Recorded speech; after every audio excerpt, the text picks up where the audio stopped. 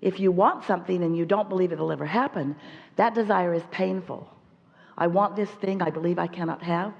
And if that is the case, then you start drumming up all kinds of excuses, justification and rationalization, and usually blaming of others and yourself about why this thing you want can never be.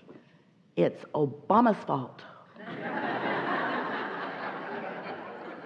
or. It's either Obama's or Mama's usually. That's usually the excuse that most use when they're standing in a place that they have desires, but they can't figure out how those desires will ever come about. And the reason that most have a hard time sometimes believing that a desire that they hold dearly can happen to them is because they are so accustomed to looking at what is. And since what is right now doesn't currently hold the desire that they want, then in their observation of the absence of the desire, they offer a vibration about the opposite of what they want, which gets them all energetically discombobulated. In other words, you've got to be in the receiving mode of your desire, which means you got to believe it. You can't doubt your desire and be in the receiving mode of it. And to be in the receiving mode of it, that means you have to be tuned in, tapped in, turned on, so that when information that is helpful, clues along the trail, so to speak, along your path of least resistance, to help you get from where you are to where you want to be, you have to be in the receiving mode in order to be aware of those ideas and rendezvous and clues that are constantly being shown to you from broader perspective. The path to what you want, and you may not like these words very much, has already been revealed to you. In other words, the path to get you from where you are to where you want to be is already known by non-physical and is already being shined for you. But if you are all balled up in an awareness that it isn't coming, that it hasn't come, that you hardly know anybody who's received it or who's living it, or that it's just not the way it is in your family, or. If you are offering those kinds of thoughts and those kinds of words, then you're not in the receiving mode. And even though good ideas are being offered to you that would take you, in most cases, directly to what you want, or at least on a very good, happily unfolding path to them, you don't pick up on those clues. The other day, Esther had what she considers to be the most remarkable personal experience, showing her how emphatic her beliefs are in what she is able to see. She was sitting at her dressing table and she had her makeup spread out all over the place. And she has a powder. It's a loose powder that has a powder puff on it, and the powder is screwed into a little container, and then another lid is screwed on top of that. So she got all ready for the powder, and she picked up the container, and it was only the empty lid. And she thought, oh, where's my powder? So she looked on the dressing table. She was shocked, and she's there by herself. It was a lot easier when Jerry was there. She could blame him for everything that was missing. No one had been in the house except Esther. She still sort of wanted to blame him. Spook, what did you do with my powder? She could not see it. And so she went to her bedroom and started rifling through her suitcase. She sort of lives out of her suitcase even when she's at home. And then she thought, well, maybe I left it at the San Diego hotel. And so then she made the bed and did some other things and went back to her dressing table and sat down, and there was the lid and there was the powder. They were not 3 inches apart. They were right there. And at first she panicked just a little bit because she thought she had lost her mind completely. How can this be? Something that I want, it's right in front of me. How is it even possible that I could not see it? And so later on, as we're chewing with her over some other things, working on a new book, and she's all in the receptive mode, we said to her, you know, you believed that that powder was under that lid. You believed that. That's where it always is. That's where 999 times out of 1,000, that's where you leave it. That's where it is. That's where you believe it to be. So when you picked up the lid and it wasn't where you believed it to be, you couldn't see it where it was. Now, we know that you've had experiences like this. And the important thing that we want to say to you, the law-based, factual, important understanding is, if you have a strong belief about something, the evidence cannot be seen by you. You can't see beyond your beliefs. That's the statement that we're wanting to say to you. You cannot see or receive beyond your beliefs. So if you have a belief that you cannot do something because you have not yet done it, or you cannot do it because someone told you it's not likely that you can do it, if you've practiced a belief that is one way, even though source energy is sending you endless streams of consciousness and energy and opportunities to discover. So what happens is, we never give up on helping you to know what you need to know in order to receive the desires that you've already set into motion. There will always be another opportunity. Your inner being will guide you on the path of least resistance.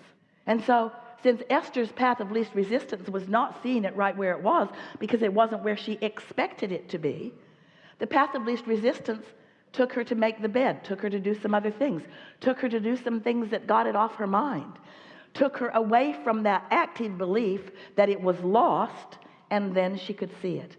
Even though we know it sounds like a really silly, maybe even ridiculous analogy, it speaks so powerfully to why so often, even though there are things right there for you to see, you can't see them because your beliefs are in the way. So what do you do about that?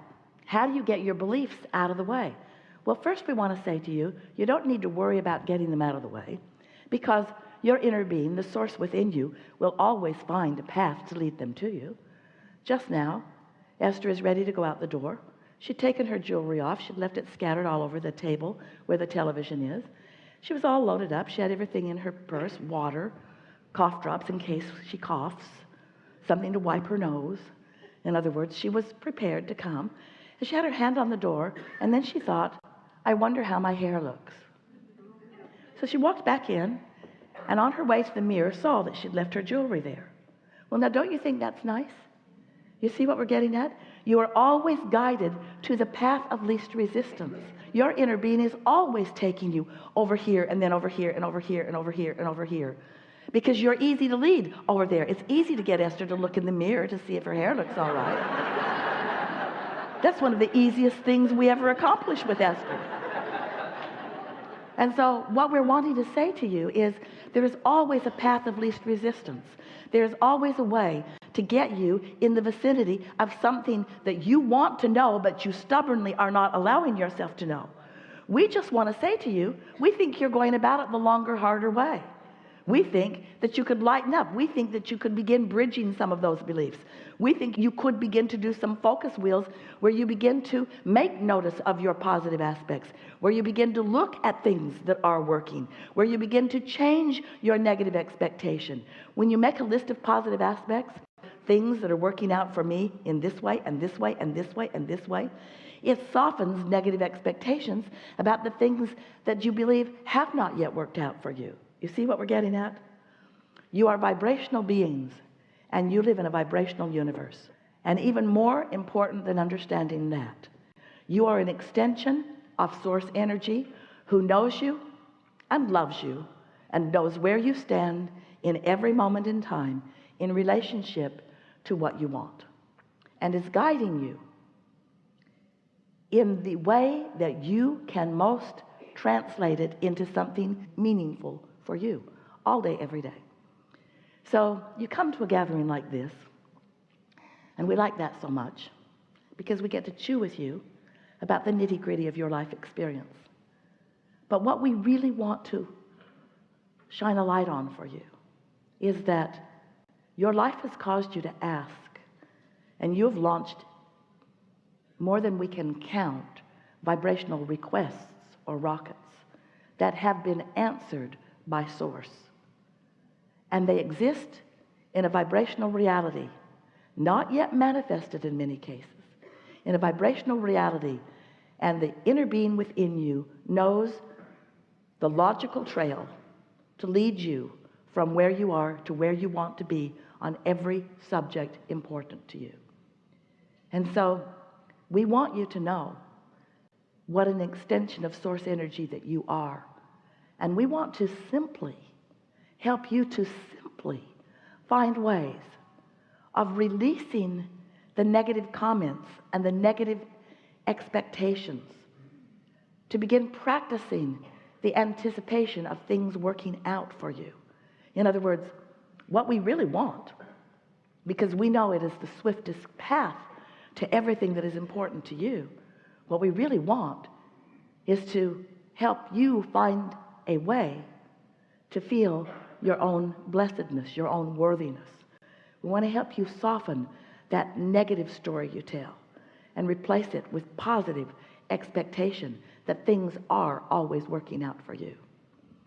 It's so much fun to watch you from what you may very well see as our aerial view, because we see you in relationship to everything that you want and in relationship with everything that you are moving about within. And it is thrilling to us when you begin to drop those barricades, those walls of self-hatred or self-doubt, those walls of negativity that you're pointing toward others out of your own insecurity.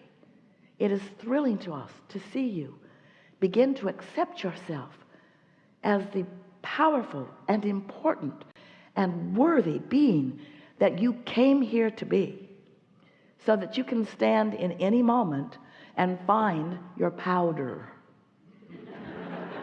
So that whatever you want, you're not blocking with doubt. We want to show you how to guide your own thoughts into positive expectation. And most of all, we want you to accept the premise that we know with everything that we are, and we are everything, that things are always working out for you. And if you don't know that, then you got some thinking to do. So that's it for us. Go to the beach. Have a good day. We're ready for you. Are you ready? What do you want to talk about? What do you want to talk about? How can we help you to discover your path of lesser resistance? How can we make you more likely to trust your own judgment? We have enjoyed this interaction more than you will ever know until you're dead. And then you will be standing with us, flowing, and you will understand the satisfaction of seeing a person or a collective consciousness, seeing a person live life and come to conclusions and ask in a natural vibrational way that they don't even really understand at first, but then coming into further and further awareness of what your incremental desires and where you have put them means to you. And then your willingness to accept that there is a relationship between you and your broader inner being, who knows all that you have become and who is rooting for your conscious, physical, human awareness of your advancement and your expansion and your evolution. And then to watch you stumble accidentally on a good feeling thought and then resonate with the understanding that you were in the receptive mode when you stumbled on it, and now you can consciously stumble on it, which isn't stumbling at all, is it? It's tuning. It's tuning by caring about feeling good, by meditating, by praising, by making lists of positive aspects, by doing more nice things for you. You have become a mass consciousness, and it is really true of teachers and uplifters like you. You've become so service-oriented to others that you don't take the time to care about your own comfort and satisfaction and well-being. You've got to tap in to the awareness of self and how important that self that is you is.